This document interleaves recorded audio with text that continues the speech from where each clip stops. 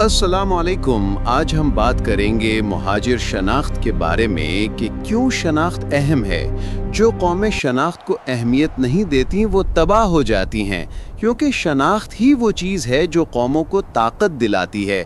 शनाख्त ना हो तो घोड़ा और गधा बराबर हैं। मुहाजिरों के दुश्मन ये सवाल उठाते हैं कि मुहाजिर कौम नहीं है, तो ऐसी सोच पर मातम ही किया जा सकता है। अगर मुहाजिर कौम नहीं है तो कौन सी दूसरी पाकिस्तानी कौम है जो कौमियत की तारीफ पर पूरी बैठती है। तो आइए समझते हैं कि कौम आखिर क्या होती है। रेनान जो यूरोपी दानिश्वर था, उसकी कौमियत की तारीफ सबसे मुस्तनद समझी जाती है।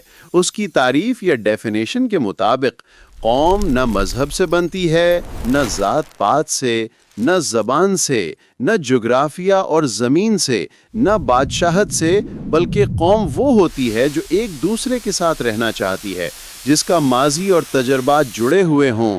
कौम वो होती है जो अपनी खुद इरादी से अपने जैसों के साथ रहना चाहती है, क्योंकि उनमें नफ्सियाती या साइकोलॉजिकल हम आहंगी हो और जज्बा हो साथ रहने का, और रोज़ कौम होने का मुजाहरा करते हों।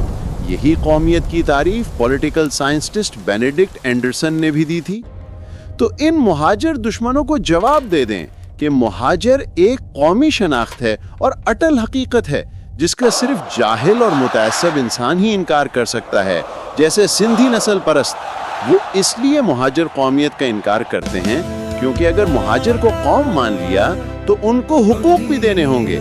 कौम होने का मकसद ये होता है कि कौम अपने सियासी और माशी हुकूक मांगती है और उसकी जद्दोजहद करती है। तो मुहाजिरों, अपनी शनाख्त पर फख्र करो और कहो अपने आप को मुहाजिर।